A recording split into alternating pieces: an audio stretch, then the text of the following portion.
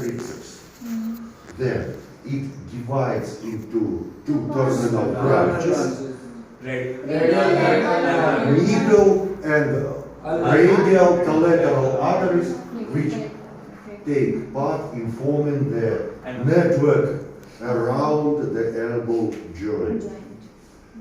And at last, two smaller branches, collateral ulnar superior and inferior arteries, which also take part in forming this network. Anastomosis around the elbow joint.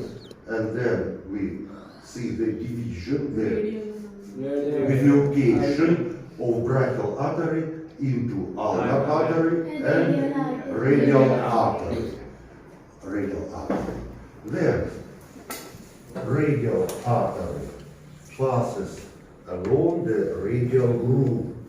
The radial groove is located between brachioradial muscle, brachioradialis, and flexor carpi radialis. And ulnar artery passes along the ulnar groove, which is limited by flexor carpi ulnaris and flexor digitorum superficialis. Then, what about radial artery? Firstly, it reaches the styloid process and then flexes to the backside, to the dorsal side of the hand, and we can palpate it at the level of styloid process, firstly, and in this fossa, which is located between two tendons, between tendon of long abductor and extensor pollicis longus, this fossa. In this fossa, the radial artery lies just on the scaphoid bone.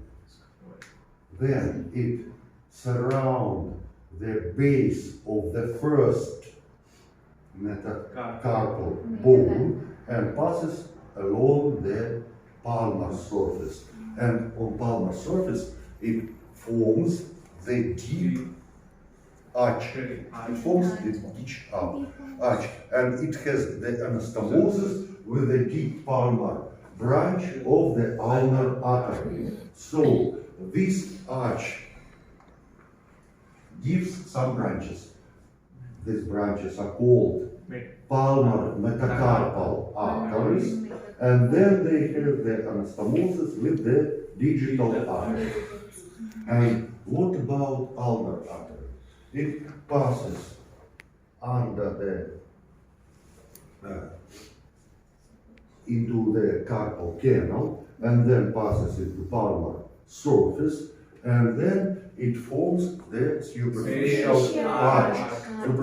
arch, and it has the anastomosis with the superficial branch of radial artery.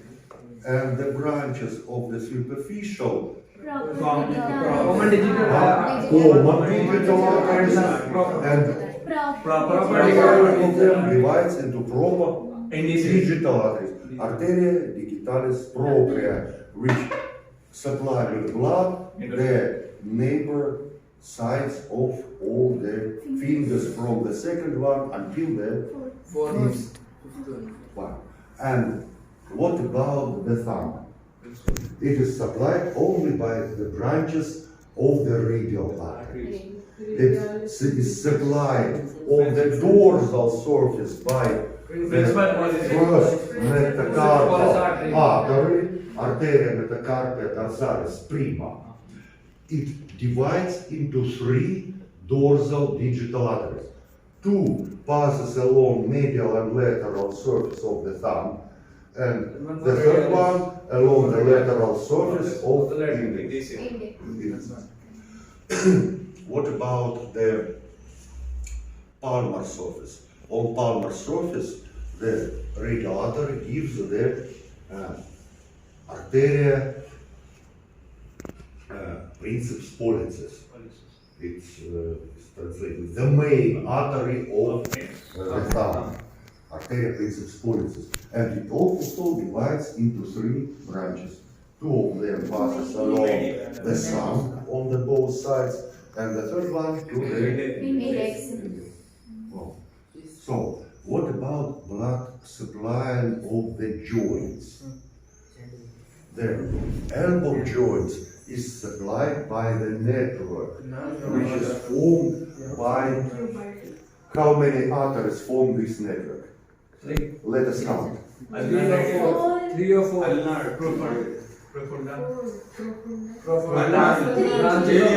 I have counted 8 arteries. 8 arteries. Firstly, brachial arteries gives superior collateral ulnar and inferior collateral artery. 2. Deep brachial arteries divides into middle and lateral. 4. There are 4 collateral arteries which passes to the elbow joint from the arm. And there are 4 arteries which return to the joint from forearm.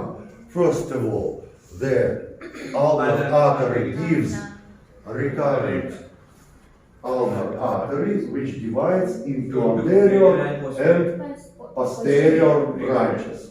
2.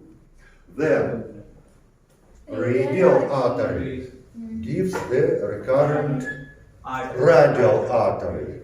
And at last, in common interosseal artery gives the recurrent interosseal artery. So there are 4 recurrent and 4 collateral arteries. Both of them have the anastomosis between them and form the network. Try to remember the forming of this network. And what about blood supply of the wrist joint?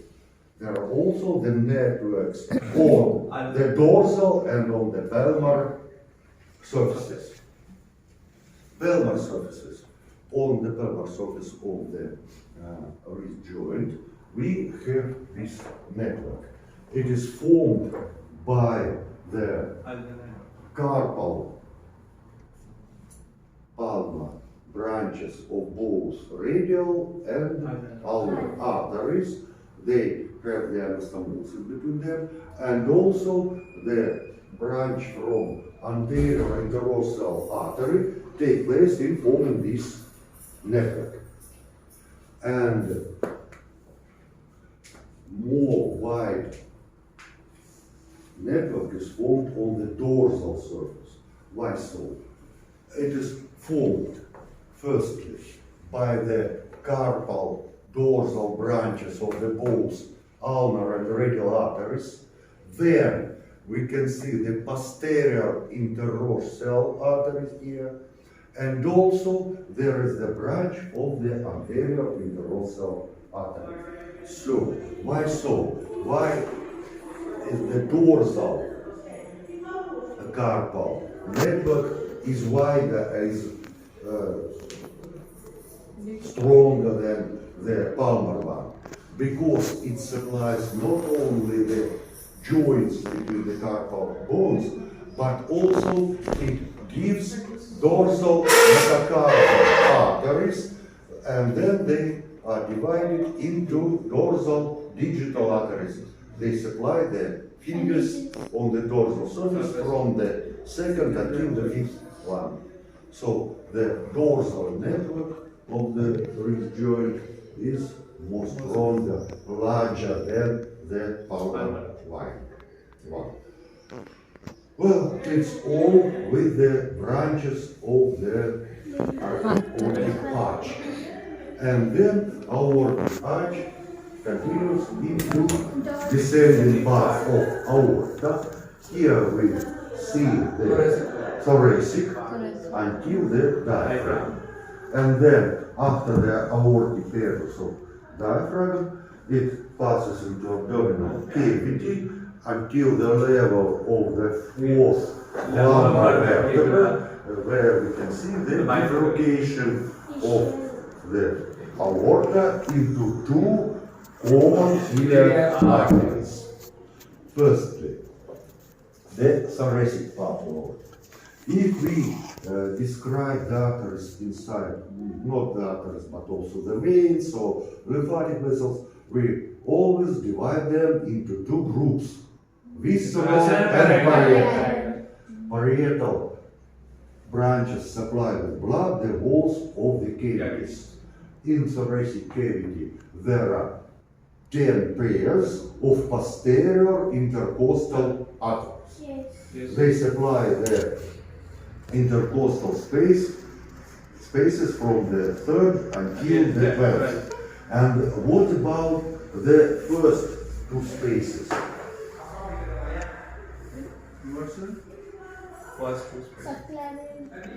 Right now, they are supplied with blood by subclavian artery, tibio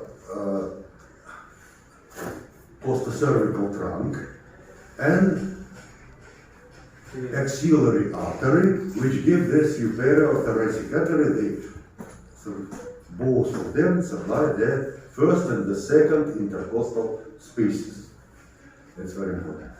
And the inferior wall of thoracic cavity is diaphragm, and here we can see the pair of Two. superior phrenic arteries. arteries. They supply the superior surface of diaphragm. It's all for